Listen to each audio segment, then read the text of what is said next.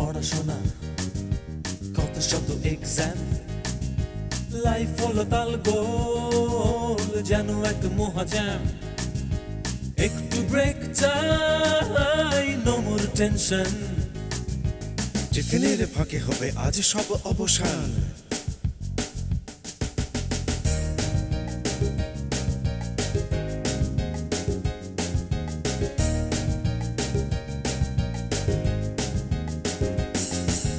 ডাঙ্গুলি লাফালাফি কথা নিয়ে কাটাকাটি মন খুলে নাচ গান করো তুমি যত ফান কোথা গেলে পাবো হায় নো মোর টেনশন টিফিনের ফাঁকে আহা টিফিনের ফাঁকে হবে আজ সব অবসান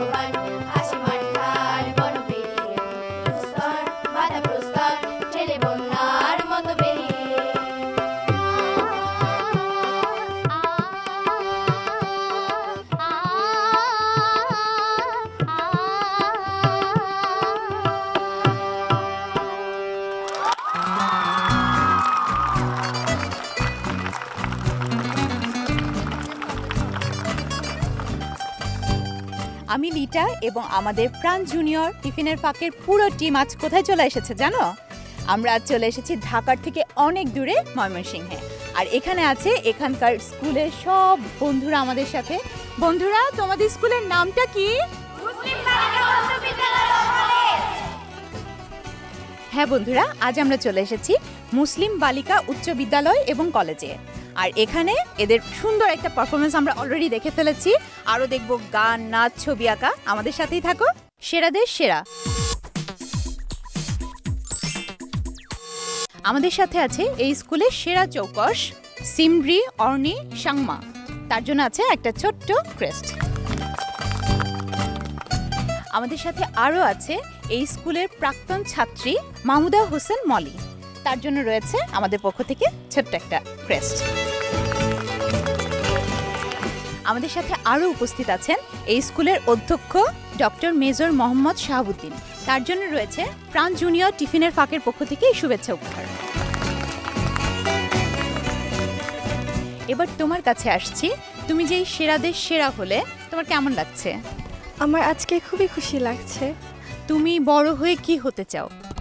আমি বড় হয়ে এদেশের একজন ভালো ডাক্তার হতে চাই। কেন, কি জন্য ডাক্তার হতে চাও? কারণ আমাদের দেশে এখনও অনেক জায়গায় রয়েছে ডাক্তারের অভাব। আমি সেই জায়গায় সুচিকিৎসা পৌঁছে দিতে চাই। খুব সুন্দর, খুব ভালো লাগলো। দোয়া করি তুমি যেন খুব ভালো একজন ডাক্তার হতে পারো। এরপর আসছি এই স্কুলের প্রাক্তন ছাত্রী মলি ম্যামের কাছে। ম্যাম, আপনি এই স্কুল থেকেই পাশ করেছেন, এখন আবার এই স্কুলেই শিক্ষকতা করছেন, কেমন লাগছে? আসলে এই অনুভূতিটা খুব বোঝানোর মতো না। কেমন আগের এখানে এসে আগের স্মৃতিগুলি মনে হয়ে যায়, আমার আগের ম্যাডামদের কথা মনে হয়ে যায়।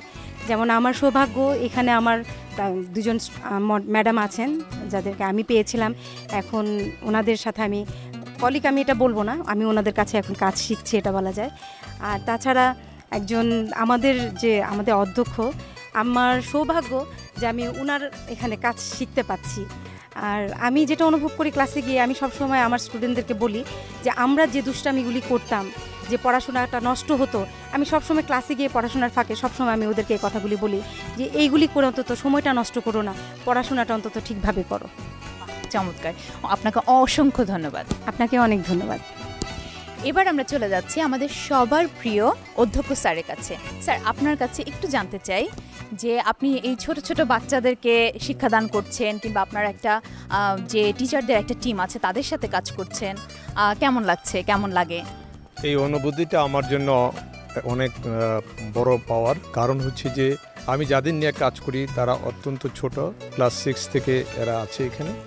এদেরকে আলোর পথে নিয়ে যাওয়া, এদেরকে ভালো জিনিস শেখানো, ভবিষ্যৎ প্রজন্ম তৈরি করার ব্যাপারে তাদের নির্দেশনা দেওয়া এবং তাদেরকে সুন্দরভাবে তৈরি করার এই যে সুযোগ আমার জীবনে রয়েছে, এইটা আমি খুব ফিল করি এবং আমি নিজেকে গৌরবান্বিত মনে করি। স্যার, আপনার কাছে আরও একটি প্রশ্ন আমার। আমি এখানে এসে ছাত্রীদের মুখ থেকে শুনলাম যে আপনাদের স্কুলটাকে ডিজিটাল স্কুল বলছে ওরা, মানে কেন বলছে আমি ঠিক বুঝতে পারলাম না, আপনি যদি একটু বুঝিয়ে বলেন। 2014 সালে আমরা শুরু করেছি ডিজিটালাইজেশন। 2015-তে এসে আমরা এই প্রতিষ্ঠানটি বাংলাদেশের একটি শ্রেষ্ঠ ডিজিটাল শিক্ষা প্রতিষ্ঠান হিসেবে যোগাযোগ ও প্রযুক্তি মন্ত্রণালয় এবং শিক্ষা মন্ত্রণালয়ের স্বীকৃতি পেয়েছি। এই ডিজিটাল শিক্ষা প্রতিষ্ঠান বিষয়টি হচ্ছে যে প্রত্যেকটা ক্লাসরুমে আমাদের প্রজেক্টর আছে। এই প্রজেক্টরের মাধ্যমে আমরা কন্টেন্টের সাহায্যে পড়াশোনা করাই। এই পড়াশোনাগুলো ছাত্রীদের মনে এমন রেখাপাত করে যে তাদের পড়াটা বুঝতে সুবিধা হয় এবং তথ্যগুলো পেতে সুবিধা হয়, জানতে সুবিধা হয়। এবং এদেরকে আমরা আলোকিত মানুষগুলো সরাসরি ডিজিটালাইজড পদ্ধতি হওয়ার কারণে দেখানোর সুযোগ পায় পর্দার মধ্যে। এতে এরা উৎসাহিত হয় এবং নিজেদেরকে তাদের মতো তৈরি করতে, মানে দেশের ওই নেতৃস্থানীয় মহান ব্যক্তিদের মতো তৈরি করার জন্য তারাও উৎসাহিত হয়। এই জিনিসটি কিন্তু ডিজিটালাইজেশন আমাদের অনেক হেল্প করছে আগামী প্রজন্মকে একটি ভালো দিকে নিয়ে যাওয়ার জন্য। প্রাণ জুনিয়র টিফিনের ফাঁকের পক্ষ থেকে এখানে যারা উপস্থিত আছেন তাদের সবাইকে অসংখ্য ধন্যবাদ। কি বন্ধুরা, তোমরা কি ভয় পেয়ে গিয়েছো? সবাই এরকম করে আমাকে ধরে আছে কেন? ওরা এখন সবাই মিলে ছবি আঁকবে। যাব মন খুলে আঁকতে।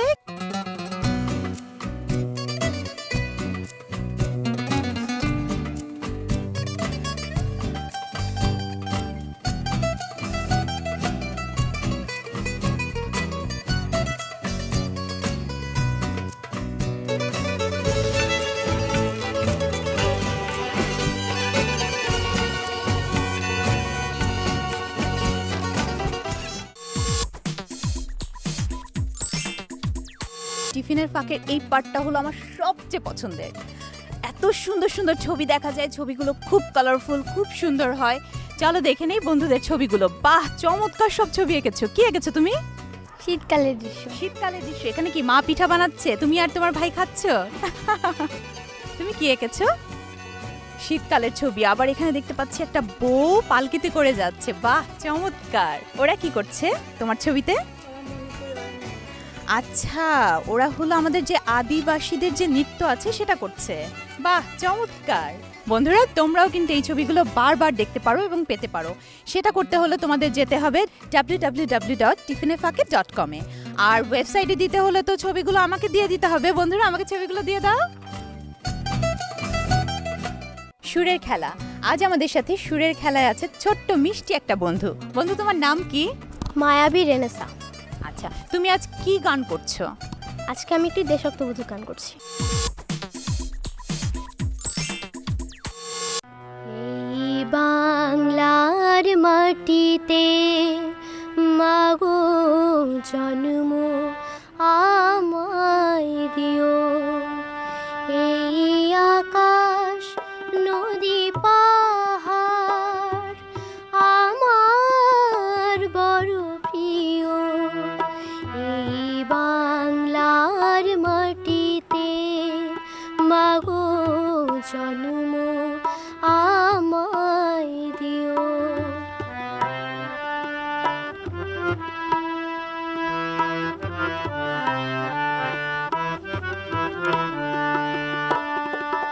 কোথায় বলো এত মায়া হাওয়াতে ভাসে, কোথায় বলো এত বকুল বসন্তে আসে, শরৎ আকাশ কোথায় বলো এমন কমনীয়, এই বাংলার মাটিতে মাগো জন্ম আমায় দিও, এই বাংলার মাটিতে মাগো জন্ম এত সুন্দর একটা গান গাইবার জন্য প্রাণ জুনিয়র টিফিনের ফাঁকের তরফ থেকে তোমার জন্য ছোট্ট একটা শুভেচ্ছা উপহার। Thank you. তোমরা এত সুন্দর করে কেন সেজেছো? আমরা আদিবাসীদের মতো সেজেছি, কারণ আমরা এই নৃত্যটা মানে সবাই আদিবাসীদের এমনকি সবাইকে দেখানোর জন্য। আচ্ছা, আদিবাসীদের একটা নৃত্য তোমরা পরিবেশন করবে, তাহলে তো আমি খুবই এক্সাইটেড ওদের নৃত্যটা দেখার জন্য। চলো আমরা তাক ধিনা ধিনে দেখে নেই ওদের নাচটা।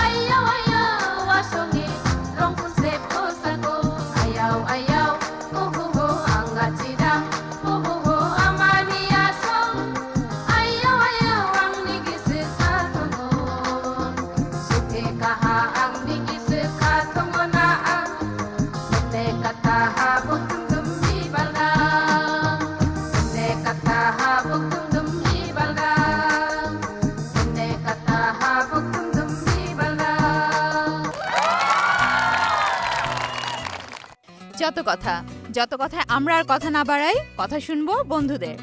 কেমন আছো বন্ধু? তুমি কি জানো আজকে আমাদের যত কথার টপিকটা কি? হ্যাঁ জানি, শিশুদের আলোর পথ সম্পর্কে বলবো। আচ্ছা, শিশুদের আলোর পথ। তুমি নিজেই একজন শিশু, তোমার কাছে আলোর পথটা কি? একটি শিশুর অনেকগুলো আলোর পথ থাকতে পারে। তা হতে পারে যে শিক্ষার আলো, জ্ঞানের আলো, জীবনের আলো। এবং এই শিক্ষাটাকে যদি জীবনে কাজে লাগাতে পারে তাহলে সে অনেক দূর এগিয়ে যেতে পারবে। আর যদি এটাকে কোনো ক্রমে নিচের দিকে ফেলে যায় তাহলে সে অন্ধকারের দিকে এগোবে। তো আমাদের উচিত লেখাপড়ার পাশাপাশি অন্যান্য দিকে জ্ঞান অর্জন করা। শিশুদের আলোর পথ একমাত্র পথ হচ্ছে শিক্ষা। আর রাতের শেষে দিন সকালবেলায় যেমন সূর্য পৃথিবীটাকে আলোকিত করে, তেমনি একটা শিশুর জীবনকে আলোকিত করে শিক্ষা। শিক্ষা ছাড়া কখনোই একটি শিশু কখনো আলোকিত হতে পারবে না।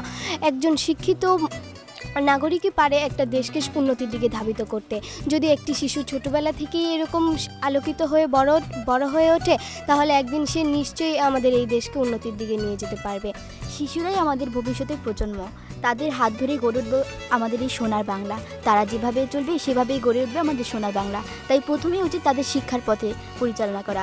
আজ পৃথিবীতে এত বড় বড় সাহিত্যিক, উপন্যাসবিদ, বিজ্ঞানী রয়েছেন, তাদের প্রত্যেকের জীবনে শিক্ষার প্রভাব রয়েছে। যদি তাদের জীবনে শিক্ষাই না থাকতো তাহলে তারা পারতো না এত সাফল্য করতে। তাই আমার মনে হয় শিশুদের যদি আলোর পথে পৌঁছে দিতে হয় তাহলে প্রথমেই তাদের শিক্ষার প্রয়োজন। আচ্ছা, আমরা জানি শিক্ষাই আলো। কেন বলি আমরা শিক্ষাকে আলো কেন বলি? প্রথমত শিক্ষাকে আলো বলার প্রধান কারণ হচ্ছে শিক্ষা মানুষের জীবনকে উন্নত করে। কারণ একজন মানুষ যখন শিক্ষা গ্রহণ করে তখনই সে আলোর পথে ধাবিত হয়। ফলে সে জীবনের বিভিন্ন জায়গায় বিভিন্নভাবে উন্নতি করতে পারে, তার জীবনের চাকা ঘোরাতে সহায়তা করে। তাই আমরা শিক্ষাকে আলো বলি। আচ্ছা, আমাদের দেশে কিন্তু অনেক শিশু আছে যারা এই পথে হাঁটতে পারে না। তাদের জন্য তোমাদের কি বড় হয়ে কিছু করবার ইচ্ছা আছে কিংবা করতে চাও তোমরা? হ্যাঁ, অবশ্যই, কেন করতে চাইবো না। আচ্ছা, আলোর পথটা কি? আলোর পথ বলতে একটি শিশুর জীবনে সে কিভাবে বেড়ে উঠবে সেই পথটাকে বোঝায়। আর সেই পথটা হচ্ছে শিক্ষা। একটি শিশুকে শিক্ষায় শিক্ষিত করে তুলতে তার বিদ্যালয়ের ভূমিকা অপরিসীম। মাল্টিমিডিয়া প্রজেক্টর যা আমাদের বিদ্যালয়ে আছে, মুসলিম বালিকা উচ্চ বিদ্যালয় কলেজ, এই বিদ্যালয়ে যেমন তাদের টিচাররা, শিক্ষক শিক্ষিকাগণ যেমন তাদের উপস্থিত বক্তৃতাও দিচ্ছেন, উপস্থিতভাবে পড়াশোনাও দিচ্ছেন, পাঠদানও করছেন সুন্দরভাবে, তেমনি সেই সব বিষয় সম্পর্কে মাল্টিমিডিয়ার মাধ্যমে দেখাতেও পারছেন। একটি শিশুকে আলোর পথ দেখানোর জন্য যেমনি শিক্ষা প্রয়োজন তেমনি একটি আদর্শ বিদ্যালয়ের প্রয়োজন। অনেক ধন্যবাদ। আমার আসলে ছোট ছোট বন্ধুদের কথা শুনে মনটাই ভরে গেল। কেন জানো?